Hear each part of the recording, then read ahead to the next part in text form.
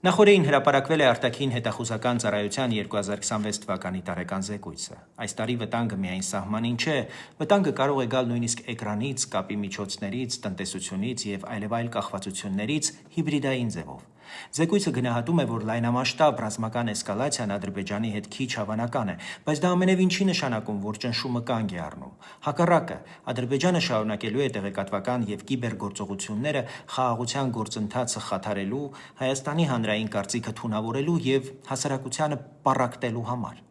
Միաժամանակ Ռուսաստանի մեդիա-քարոզչական եւ ազդեցության ցանցերը փորձելու են Հայաստանի ներսից խարխլել վստահությունը պետության, պետական ինստիտուտների, ընտրությունների եւ իհարկե մեր արտաքին կողմնորոշման նկատմամբ։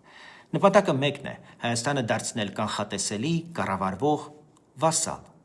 Զեկույցը ռիսկերը ներկայացնում է հավանականությունների հստակ լեզվով, ոչ թե խուճապով, եւ սա շատ ճիշտ մոտեցում է, ինչպես բժշկության մեջ։ Նախ գնահատում ես ռիսկը, հետո նշանակում կանխարգելումն ու բուժումը։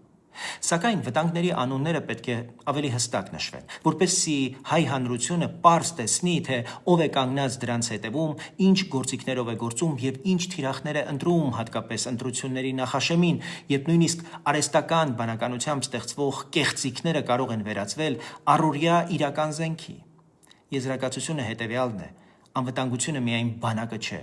անվտանգությունը նաեւ պարզ մեդիագրագիտությունն է, կիբերպաշտպանությունը, ենթակառուցվածքների անվտանգությունը եւ տնտեսական դիվերսիֆիկացիան։ Եթե ուզում ենք խաղաղություն,